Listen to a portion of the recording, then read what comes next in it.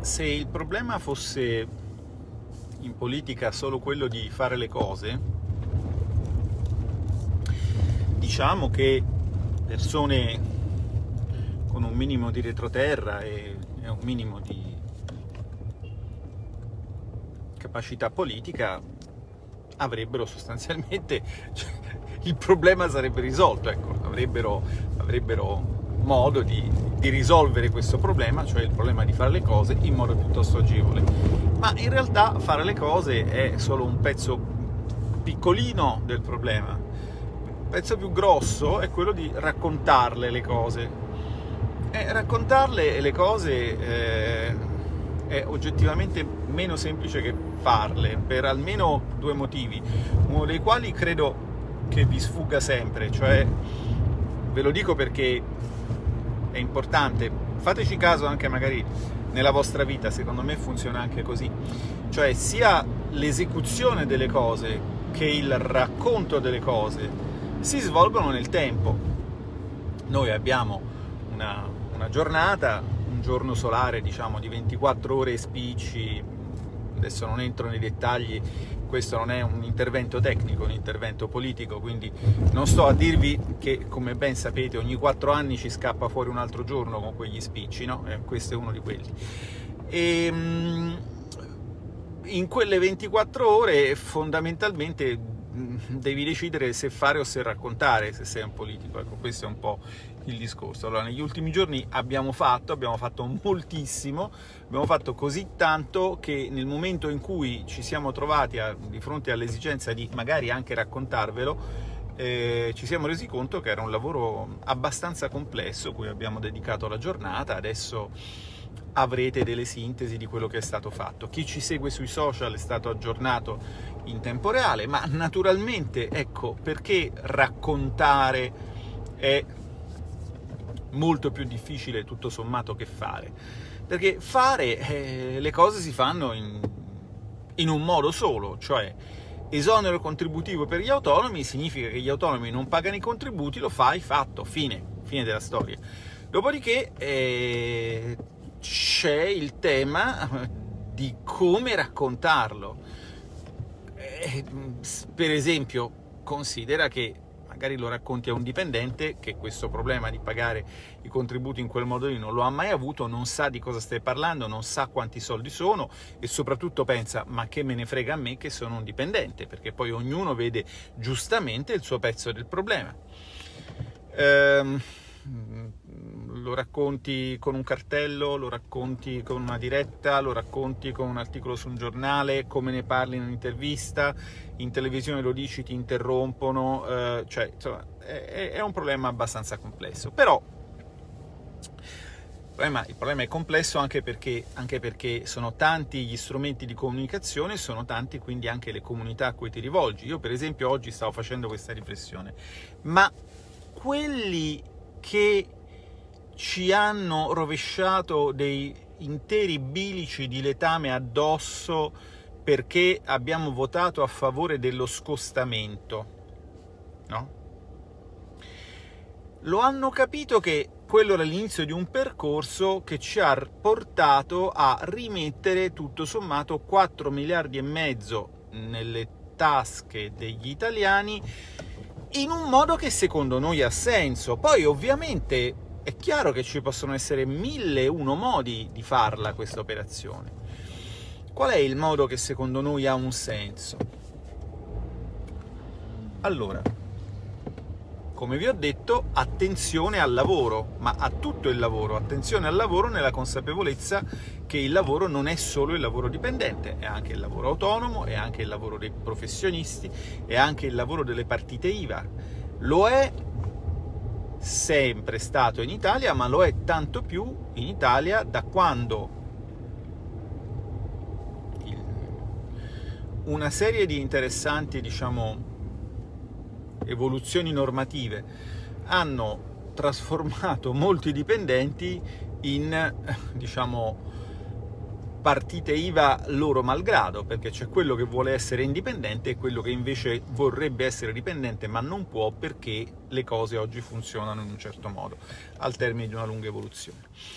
E allora negli emendamenti proposti dalla Lega c'è attenzione per il lavoro e anche per tante altre cose, ma la prima cosa che dovete sapere è che c'è anche attenzione e rispetto per le istituzioni, perché io credo che voi abbiate capito, che voi sappiate come stava funzionando la legge di bilancio. Stava funzionando che c'era un fondo da 3.800 milioni, da 3 miliardi e 8, che l'articolo 207 destinava al Presidente del Consiglio Conte, che ne avrebbe fatto uso, li avrebbe ripartiti con dei suoi DPCM. Quindi dentro la finanziaria, come si chiamava una volta, dentro la legge di bilancio, dentro la manovra italiana, c'era anche una manovrina Conte da 3 miliardi e 8. Quindi la prima cosa che è stata fatta con grande garbo istituzionale e con grande incisività dall'onorevole Garavaglia e da tutti gli altri del gruppo Lega nella Commissione Bilancio della Camera è stato dire: ci dispiace, questi sono soldi che devono essere messi nella disponibilità del Parlamento per fare delle proposte emendative che abbiano un senso. Vi ricorderete quindi che all'inizio della legge di bilancio si parlava di 800 milioni destinati a emendamenti di maggioranza e opposizione. Già con questa mossa incisiva e grazie a Dio ascoltata dagli altri dell'onorevole Garavaglia siamo passati da 800 milioni a 4 miliardi e 6, che tutto sommato la differenza la fa. Di questi 4 miliardi e 6, uno subito va all'esonero contributivo degli autonomi, cioè vengono esonerati dal pagamento dei contributi minimi i lavoratori autonomi, i professionisti, poi i dettagli li trovate ovviamente sulle fonti di stampa, che abbiano subito una perdita, un calo di fatturato e corrispettivi superiore al 33% e che nel 2019 avessero un reddito non superiore a 50.000 euro.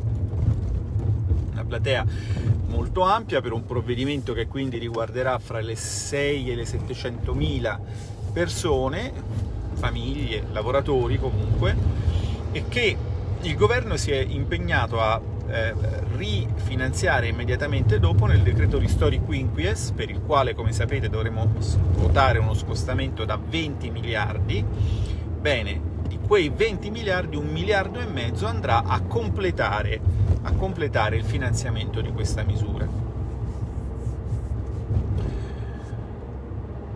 Poi ci sono stati oltre 400 milioni messi nella proroga del contratto di espansione. Che cos'è il contratto di espansione? Il contratto di espansione è una misura che era stata introdotta con il decreto crescita dal governo giallo-verde, se ve lo ricordate, il primo governo Conte.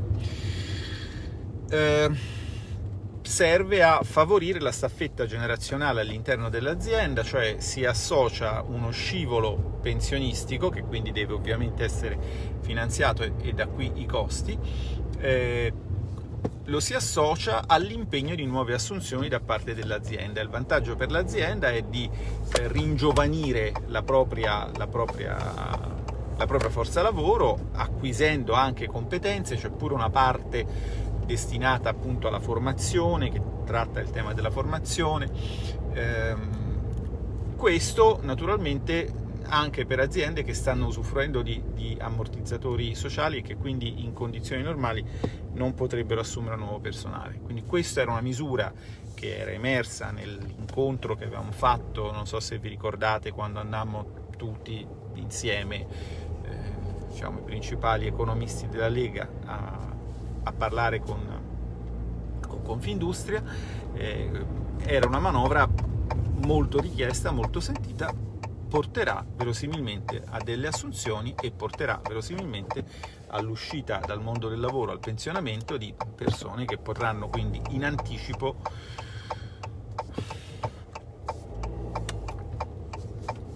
andare in quiescenza, come si dice, il che dato che siamo in tempi di morbo e di persone anziane che sono più esposte, un senso questa misura ce l'ha sotto diversi profili, ma anche e soprattutto sotto quello della produttività.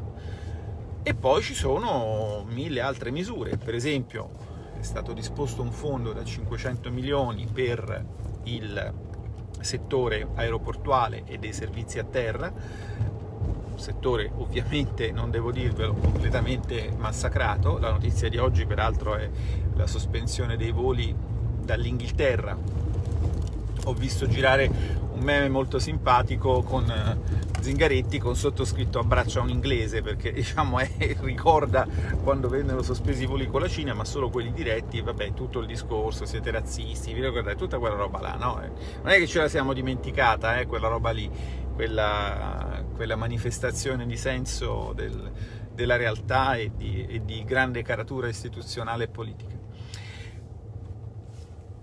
E giù per l'IRAMI si trovano tante altre manovre interessanti, che sono per esempio l'abbattimento dal 22 al 10% dell'IVA sul cibo da asporto, perché adesso, diciamo, perché penalizzare quel che rimane della ristorazione? Fra l'altro lì c'erano anche giurisprudenze europee che non... Questa Europa, diciamo, l'Europa del PD è sempre a geometria variabile. Avrete fatto caso che quando dall'Europa arriva qualcosa che non gli piace reagiscono un po' stizziti. Questo era un caso. Un altro caso è quello del cashback. Penso che abbiate avuto notizia del fatto che la BCE ha trovato, diciamo, qualcosa da ridire sulla continua aggressione da parte di questo governo all'uso del contante. La BCE, essendo l'ente che lo emette, l'ha presa un po' sul personale e ha scritto una letteraccia, ricordando sempre la solita cosa, che fra l'altro le norme in materia di circolazione della moneta sono di sua competenza,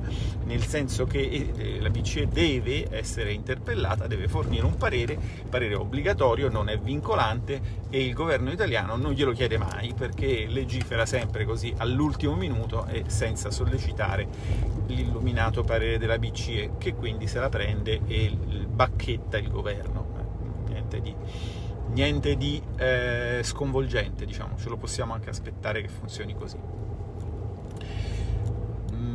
La lista delle cose, poi c'era quell'altra cosa dove c'era di mezzo l'Europa, che era l'articolo 108 della manovra. L'articolo 108 della manovra diceva che siccome siamo in procedura di infrazione sulla direttiva IVA, bisognava rimuovere l'esenzione IVA da tutta una serie di transazioni fatte dagli enti del terzo settore. In buona sostanza, molte associazioni, per esempio di volontariato, si sarebbero trovate costrette ad aprire la partita IVA, e altre associazioni più strutturate, che comunque già hanno partita IVA e codice fiscale, avrebbero subito ovviamente l'incremento, diciamo, dei costi derivanti dal fatto che una serie di operazioni non erano più esenti. Anche lì si è intervenuto e quindi è stata scongiurata questa cosa, che avrebbe avuto un impatto piuttosto rilevante. Poi ci sono state altre misure più, diciamo, nel tentativo di rianimare alcune filiere. Per esempio, ora che diciamo le case sono molto più vissute, l'estensione del bonus mobili da 10 a 16.000 euro, se non ricordo male, e il cosiddetto bonus idrico, cioè, visto ora che, diciamo, ci siamo accorti che esiste l'ambiente, veramente noi ce ne eravamo già accorti, ma insomma, un contributo di 1.000 euro per chi rifà impianti idrici sanitari utilizzando tecnologie che risparmiano lo spreco di acqua. Tutte misure che in questo caso non erano, diciamo, di prima firma nostra, ma che abbiamo sostenuto. E poi ci sono anche le cose rispetto alle quali ci siamo messi di traverso, delle quali la più tossica senz'altro era la ratifica per emendamento in legge di bilancio della cosiddetta decisione sulle risorse proprie, cioè fondamentalmente della plastic tax europea, un gesto veramente sgarbato dal punto di vista istituzionale, ma lì è bastato farlo notare e l'emendamento è stato ritirato. Succede anche questo là dentro e bisogna stare molto attenti, però la vita è una e quindi, essendo una, uno deve scegliere se viverla o raccontarla. Oggi, grazie a Dio, ho avuto il tempo di raccontarla. Noi torniamo in aula, oggi ci è stato annunciato che torniamo in aula il 28 alle 17 per discutere in 2 giorni e mezzo la legge di bilancio. Naturalmente che cosa c'è nella legge di bilancio? Scusatemi, lo sappiamo, non è Covid, ma sì, perché esistono anche le altre malattie, e questo è un altro grande tema su cui un giorno magari qualcuno più competente di me potrà intrattenervi.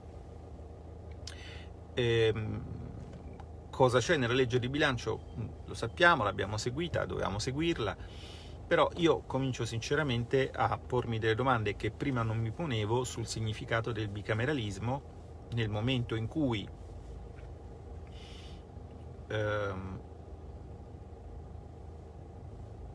a una Camera vengono lasciati 3 giorni per esaminare un documento di questa importanza. Forse, se proprio si voleva andare dietro alla bufala, perché tale è, dell'eccessivo numero di parlamentari in Italia, allora più che trasformare il Senato in un generatore di problemi politici, perché voglio dire, un Senato di 200 persone dove la maggioranza balla veramente su una testa, mi sembra chiaro che non renderà più stabile il nostro sistema politico, no? Ho la vaga sensazione che lo renderà più instabile, ma insomma vabbè. Forse più che, dipende anche dalla legge elettorale, siamo d'accordo, ma insomma ci siamo capiti. Forse più che andare a fare questi enormi guadagni inesistenti sul taglio dei parlamentari, forse si poteva a questo punto ritornare sull'idea di eliminare una delle Camere e fare un grande Parlamento monocamerale come in Finlandia, dove però le commissioni parlamentari avessero più poteri. Sto cominciando a pensare, dopo essere stato dentro, ma di questo non voglio parlarvi oggi perché è un argomento abbastanza, che secondo me merita una riflessione più distesa, sto cominciando a pensare che tutto sommato non sarebbe stata una cattiva idea, ma comunque di questo appunto parleremo un'altra volta. Bene, allora credo che ci rivedremo, ma intanto vi faccio i miei auguri e